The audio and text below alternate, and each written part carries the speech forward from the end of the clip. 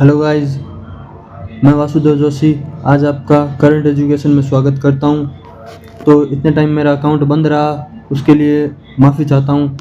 आज मैं आपके साथ 12th क्लास हिस्ट्री जो कि पढ़ाने जा रहा हूं, उसका पहला अध्याय है ईंटें, मनके तथा अस्थियां, जो कि हड़प्पा सभ्यता से संबंधित है। और आज हम इसके सारे मेन पॉइंट पढ़ने जा रहे हैं, जो कि नोट्स के तौर पर मैंने खुद बनाए हैं, तो आप देख सकते हैं। सबसे पहले हम पढ़ने वाले हैं काल विभाजन। तो काल विभाजन में 3 चरण थे: प्रारंभिक चरण, परिपक्व चरण और उत्तर चरण। तो इसमें हम बात करेंगे इसकी प्रारंभिक चरण की। प्रारंभिक चरण में था जो समय, वो था 6000 ईसा पूर्व से 2600 ईसा पूर्व तक का। ये जो आप देख सकते हैं दोस्तों, इसमें ये आप देख सकते हैं, ये वाला जो मैंने अंडरलाइन किया इसके ऊपर। और सेकंड है परिपक्व चरण, जो कि 2600 ईसा पूर्व से 1900 ईसा पूर्व तक चला था। परिपक्व का अर्थ है डेवलपमेंट, जैसे विकसित टाइम था इसका, वो था 2600 ईसा पूर्व से 1900 ईसा पूर्व। और उत्तर चरण का मतलब है पतन का चरण, जो 1900 ईसा पूर्व से 1300 ईसा पूर्व तक इसका जो था वो पतन का चरण था। और 1300 ईस्वी पूर्व तक इसका पतन हो चुका था, इस सभ्यता का, हड़प्पा सभ्यता का।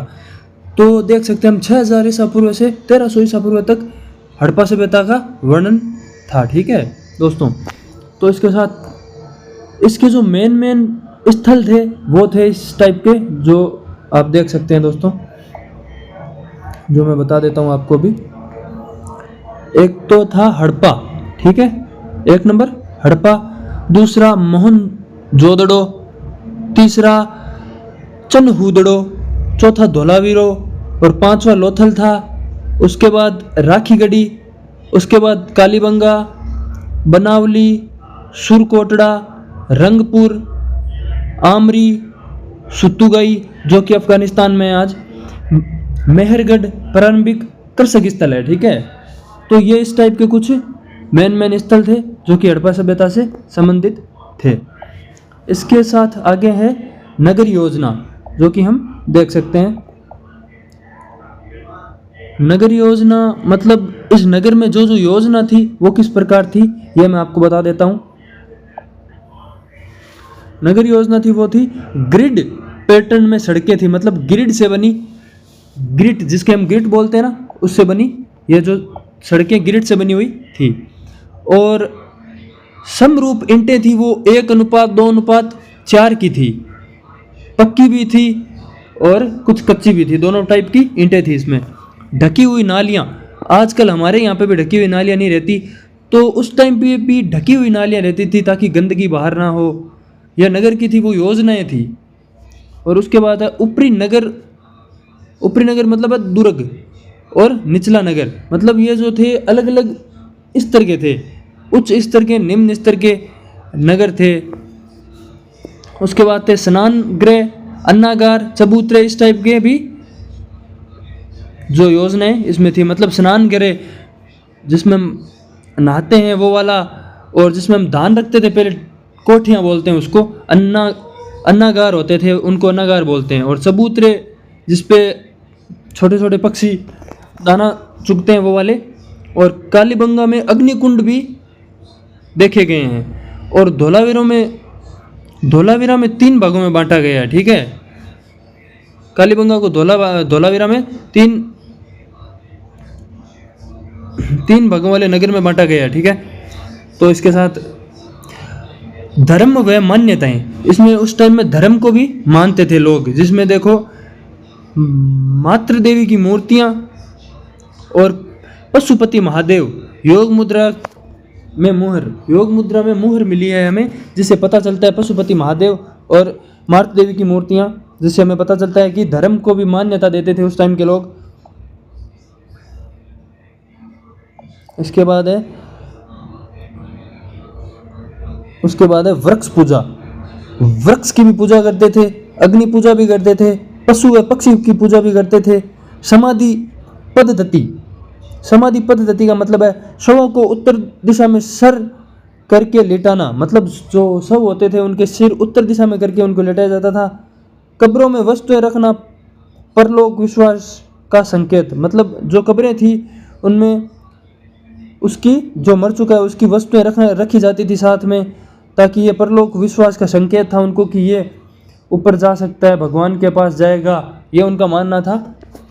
और इसके बाद है लेखन प्रणाली। लेखन प्रणाली में जो था वो इस टाइप का था। लेखन प्रणाली में था चित्रलिपि, लगभग 400 चिन्ह मिलते हैं चित्रलिपि में। कितने? 400। अब तक अपठनीय, मतलब अब तक ये सारे चिन्ह पढ़े नहीं गए हैं। इसका मतलब यह है लेखन दाएं से बाएं लिखा जाता था, मतलब ऐसे दाएं से बाएं ऐसे लिखा जाता था, ऐसे इस टाइप से।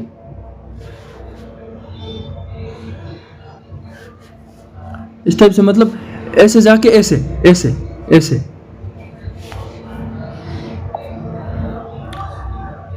और मोहरों पर लेख भी लिखे जाते थे छोटे छोटे, ताकि उनसे पता चल सके कि ये कौन, ये किस में था, ये क्या था। उसमें हमें उसके प्राचीन जो अवशेष है वो मिलते हैं मोहरों से। इसके बाद है सामाजिक जीवन। ये जो सामाजिक जीवन है वो इस प्रकार था, देख सकते हैं आप। स्त्री व पुरुष दोनों आभूषण पहनते थे, उसमें दोनों आभूषण पहनते थे। बहुस्तरीय समाज, मतलब व्यापारी, कारीगर, कृषक भी थे। खेल कूद में 5 से खिलौने, गाड़ियां जैसे खेल खिलौने थे, खेल कूद के आइटम थे। कांस्य की नृत्य करती बालिका, मतलब बालिकाएं नृत्य करती हुई भी मिली है। कांस्य जो होते हैं ना सामाजिक जीवन में, जो मूर्तियां और उनके हिसाब से हमें पता चला है। इसमें मिट्टी की मूर्तियां भी थी। मनकों का निर्माण केंद्र लोथल, मतलब मन के थे, उनका निर्माण केंद्र, उनका केंद्र है वो लोथल था।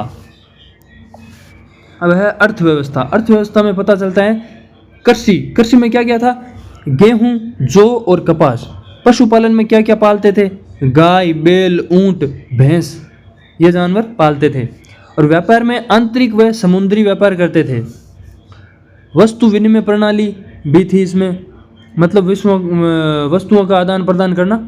और लोथल बंदरगाह व मोती निर्माण केंद्र था। लोथल था उसका, जो उसे बंदरगाह व मोती निर्माण का केंद्र कहा जाता था। तांबे की खदानें, बालाघाट, खेराडीह में तांबे की खानें थी। औजार व धातुएं, इसमें औजार और धातु कौन कौन से थे ये हमें पता चलता है। धातुएं थी तांबा, कांसा, सोना, चांदी, ये थी वो धातुएं थी, ठीक है।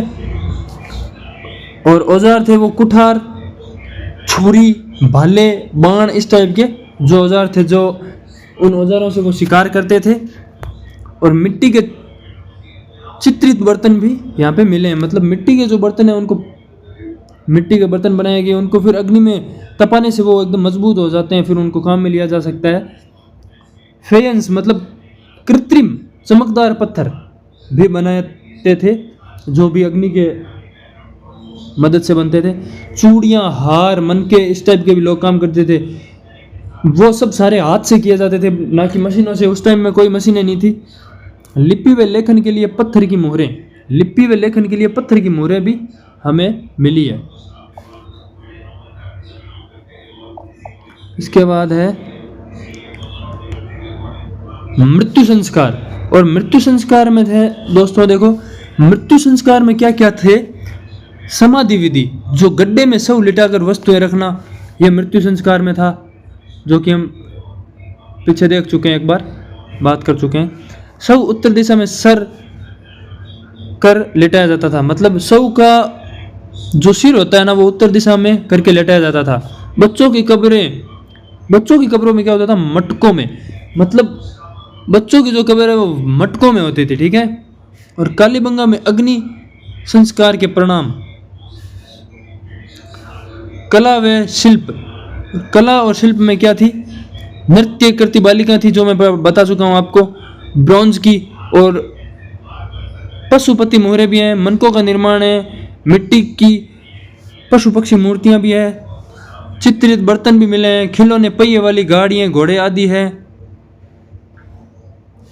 और इसको मैंने वापस से लिखा है, इसमें स्थल विशेषताएं हैं। उसकी विशेषताएं ये, हड़प्पा में पहला खोजा गया स्थल 1921 में अन्नागार था, जो कि आप देख सकते हैं। पहले मैंने मेन बताया था, इस बार मैं स्थल की विशेषताएं और बता देता हूँ। इसमें मोहनजोदड़ो में स्नानगार, नगर विभाजन ये थे, और धोलावीरा में जल संचयन प्रणाली, 3 भागों में बांटा नगर ये थे, और लोथल में था प्राचीन डॉकयार्ड मन का निर्माण, जो कि इनके केंद्र थे, और इन केंद्रों में ये विशेषताएं थी। कालीबंगा में हल जोतने के परिणाम मिले हैं और अग्निकुंड भी मिले हैं। और राखी गढ़ी में सबसे बड़ा स्थल है, हड़प्पा सभ्यता का राखी गढ़ी में सबसे बड़ा स्थल है। चनहूदड़ो में बिना दुर्ग वाला एकमात्र स्थल है। और सुरकोटड़ा में घोड़े की अस्थियां मिली है, इसका मतलब उस टाइम के लोग घोड़े भी पालते थे।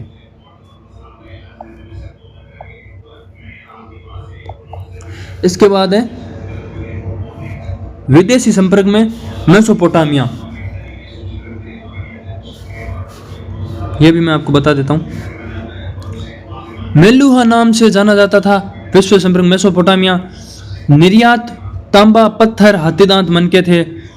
मोहरें मेसोपोटामिया में पाई गई, ये जो मोहरें हैं वो मेसोपोटामिया में पाई गई थी। समुद्री व्यापार लोथल से, मतलब जो समुद्री व्यापार होता था वो लोथल से प्रारंभ होता था। लिपि व संस्कृति का परस्पर प्रभाव रहा है।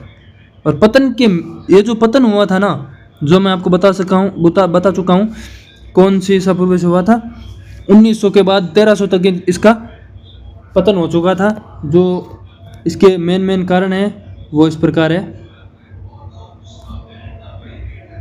आप देख सकते हैं। जलवायु परिवर्तन, मतलब जलवायु परिवर्तन होने की वजह से पतन हुआ है। नदियों का मार्ग बदलना, मतलब नदियों ने अपने मार्ग बदले, नदियों ने अपना रुख बदला। जो हड़प्पा सभ्यता के पास से गुजरती थी वो बहुत दूर से गुजरने लग गई, इसकी वजह से भी हुआ है। सूखा या बाढ़ की वजह से, कई जगह बाढ़ की वजह से भी पतन का कारण है, कई जगह सूखा पड़ गया उसकी वजह से पतन हुआ है। आर्यों का आक्रमण, परिकल्पना, मतलब आर्य थे जो विदेशी थे वो भी यहाँ पे आक्रमण किया, उसकी वजह से पतन हुआ। व्यापार का विघटन, मतलब व्यापार में इनको कोई बढ़ोतरी नहीं थी, व्यापार में घाटा लगने की वजह से भी पतन का कारण है। और महामारी भी थी, क्योंकि हकीम, डॉक्टर इस टाइप का कुछ नहीं था उस टाइम में, तो महामारी से भी लोग पतन का कारण मानते इसको। और सामाजिक अस्थिरता को भी पतन मानते हैं। और उत्तरचरण का मतलब पतन ही है। इसकी विशेषताएं थी, वो थी नगरों का परित्याग करना, मतलब नगरों का परित्याग कर दिया। ग्राम्य जीवन की ओर वापसी की, निर्माण में गिरावट हुई, लिपि और व्यापार का लोप हुआ, क्षेत्रीय संस्कृतियां उभरना स्टार्ट हो गई। इसकी वजह से इनका उभरना, मतलब उभर नहीं रही थी, इसका मतलब यह है। उत्तरचरण का मतलब पतन का ही कारण है। ये विशेषताएं इसकी जो ये हम परिकल्पनाएं में देख चुके हैं पतन के कारण में। इसी के साथ दोस्तों ये सारे मेन टॉपिक थे, 14 टॉपिक जो मैं आपको पढ़ा चुका हूँ। ये मेन जो मैंने नोट्स बनाए हैं वो है। और अब मैं आपको इसमें 4 क्वेश्चन भी दे रखे हैं मैंने, जो आप देख सकते हैं। अभी मैं बताता हूँ आपको, जो कि इम्पोर्टेंट क्वेश्चन है। पहला क्वेश्चन है, हड़प्पा सभ्यता की नगर योजना की प्रमुख विशेषताएं क्या थी। जो विशेषताएं, उनमें भी विशेषताओं में भी हमें एकदम बड़ा चढ़ा के लिखना पड़ता है। उसमें मेन टॉपिक बता रखे हैं मैंने, जो आपको आसानी होगी पढ़ने में और याद करने में कोई दिक्कत नहीं आएगी। तो आप भी नोट्स बना सकते हैं, इसमें कोई दिक्कत नहीं है। मैं PDF भी दे दूंगा डिस्क्रिप्शन में, तो आप देख सकते हैं। जो विशेषताएं हड़प्पा सभ्यता नगरों की वो इस प्रकार थी। नगर 2 भागों में विभाजित थे, उत्तरी और निचला नगर। और ग्रिड प्रणाली पर आधारित सड़कें थी, ढकी हुई जल निकासी व्यवस्था थी, समरूप आकार की ईंटें 1:2:4 की थी। विशाल स्नान गृह मोहनजोदड़ो में थे। अन्नागार थे जो इसमें धान रखा जाता था। सभा भवन भी थे, चबूतरे। सभा भवन का मतलब है जहाँ पे इनकी बैठक होती थी, या विशेषता जो कि गांव के थ्रू सूचना देनी होती थी, इस टाइप का सभा भवन था जिसमें सभा रखी जाती थी। और सेकंड क्वेश्चन है, मोहनजोदड़ो और धोलावीरा की विशेषता की तुलना कीजिए। इसमें यह भी क्वेश्चन पूछा जा सकता है, तो इसमें हम तुलना के रूप में बता देते हैं। स्थान मोहनजोदड़ो जो कि सिंध पाकिस्तान में भी है, धोलावीरा गुजरात भारत में भी है, गुजरात जो कि भारत में है, सिंध है जो कि पाकिस्तान में है। नगर योजना मोहनजोदड़ो 2 भागों में, धोलावीरा 3 भागों में। और संरचना मोहनजोदड़ो स्नान गृह, अन्नागार, धोलावीरा में जल भंडार टैंक होते थे। और निर्माण में मोहनजोदड़ो में क्या था, पक्की ईंटें, और धोलावीरा में थी पक्की व कच्ची दोनों ईंटें थी। और लेखन में मोहनजोदड़ो मोहरें और धोलावीरा में शिलालेख पाए गए हैं। ये इनकी विशेषताएं दोनों में देख सकते हैं। और तीसरा व चौथा क्वेश्चन मैं बता दूं आपको। तीसरा क्वेश्चन है हड़प्पा सभ्यता के विदेशी संपर्क का वर्णन कीजिए, जो कि आप देख सकते हैं। मेसोपोटामिया में मेलुहा नाम से जाना जाता था, ठीक है।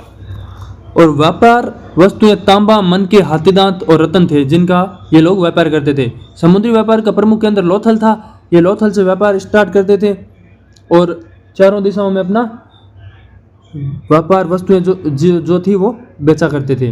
मोहरों पर लेखन व प्रतीक दोनों सभ्यताओं में पाए गए हैं। मोहरें और लेखन प्रकृति के प्रतीक है। जो मेसोपोटामिया में चांदी, ऊन, टिन आदि आयत पाए गए हैं। यह है तीसरा क्वेश्चन। ये छोटे छोटे पॉइंट है, इनके इन छोटे छोटे पॉइंट में हमें ये जो थ्योरी होती है वो लिखनी पड़ती है, ठीक है। और चौथा क्वेश्चन है वो ये है कि हड़प्पा सभ्यता के पतन के संभावित कारणों का उल्लेख कीजिए। ये चौथा क्वेश्चन है, ये इंपॉर्टेंट है, आप देख सकते हैं। और बुक्स में भी आपको ये एकदम बड़ा चढ़ा के मिल जाएगा, ऐसे नोट्स नहीं बनाए हुए मिलेंगे आपको। तो मैं आपके लिए नोट्स प्रोवाइड करूंगा ओनली इस चैनल में। बस करंट एजुकेशन में आपको नोट्स मिलेंगे 12th के, 10th के, हिस्ट्री, पॉलिटी, जो आप कहोगे उस हिसाब से मैं आपको नोट्स देता रहूँगा। जो आप की मांग रहेगी उस हिसाब से मैं आपको नोट्स देता रहूँगा। ये चौथा क्वेश्चन है, इसमें बार बार की आड़ अथवा सूखा, मतलब बार बार बाढ़ आने और सूखा पड़ने से यह पतन का कारण था।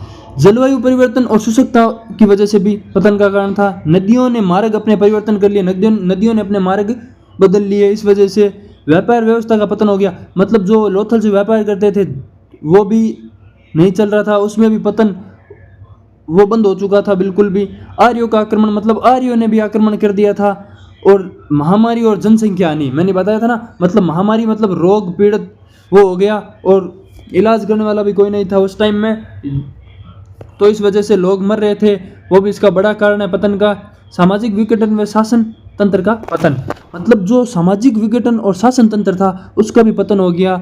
ये मेन पॉइंट है। सारों का पतन होने के बाद इस सभ्यता का भी पतन हो गया था। तो दोस्तों मैं आपको नोट्स दे दूंगा। इस प्रकार हड़प्पा सभ्यता का पतन, उद्गम सारा जो था वो मैंने आपको नोट्स के थ्रू बता दिया है। तो आप इसमें देख सकते हैं दोस्तों, मैं आपको नोट्स प्रोवाइड कर दूंगा, कोई दिक्कत नहीं है। तो इसी के साथ धन्यवाद दोस्तों। मेरे चैनल को सब्सक्राइब कर देना, बेल आइकन जरूर दबाना ताकि नया वीडियो आए तो आपके आगे आए। और शेयर करें, लाइक करें, कमेंट करें, ज़्यादा से ज़्यादा शेयर करें वीडियो को। और इसी प्रकार के मैं नोट्स देता रहूँगा अपने दोस्तों को, जो भी अपने कांटेक्ट में है, 12th क्लास, 10th क्लास, अपने बच्चों को सबको ये नोट्स दे ताकि उनको पढ़ने में आसानी हो, ज़्यादा उसको दिमाग नहीं लगाना पड़े। एकदम जो ज़्यादा डीपली पढ़ते हैं ना उनका दिमाग भी ज़्यादा डीप हो जाता है, जो एकदम मेन पॉइंट पढ़ते हैं आराम से उनको सारे पॉइंट समझ में आते हैं, फिर हम किताब से पढ़ते हैं तो वो भी हमें याद रहता है। तो धन्यवाद दोस्तों, इसी के साथ जय हिंद, जय भारत।